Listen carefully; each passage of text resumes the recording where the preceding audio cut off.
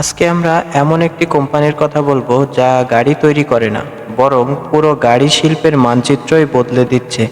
হ্যাঁ, আপনি ঠিকই বুঝেছেন, আমরা কথা বলছি টেসলা নিয়ে।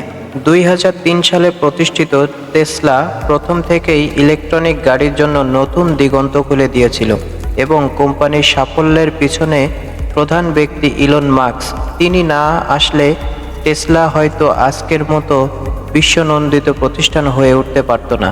ইলন মাস্কের নেতৃত্বে টেসলা প্রযুক্তি এবং পরিবেশ বান্ধব গাড়ির ক্ষেত্রে বিপ্লব ঘটাতে শুরু করে। টেসলার সবচেয়ে বৈশিষ্ট্যপূর্ণ ফিচার্সগুলির মধ্যে একটি হলো তাদের অটোপাইলট সিস্টেম।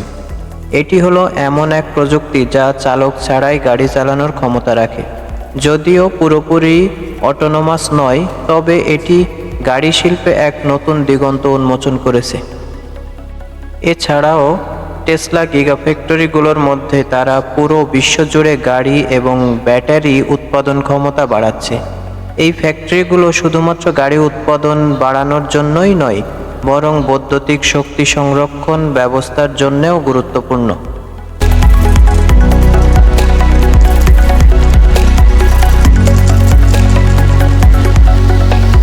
টেসলা প্রমাণ করে দিয়েছে যে পরিবেশ বান্ধব গাড়ি উচ্চ প্রযুক্তির সাথে মানানসই হতে পারে।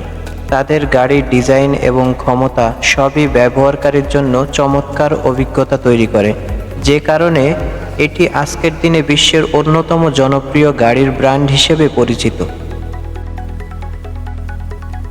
টেসলা আজ শুধু একটি গাড়ির কোম্পানি নয়, এটি একটি আন্দোলন, একটি দৃষ্টিভঙ্গি। ভবিষ্যতে টেসলা কিভাবে পৃথিবীকে আরও উন্নত, পরিবেশ বান্ধব এবং স্মার্ট একটি জায়গা হিসাবে গড়ে তুলবে, সেটা দেখার জন্যই আমরা অপেক্ষা করি।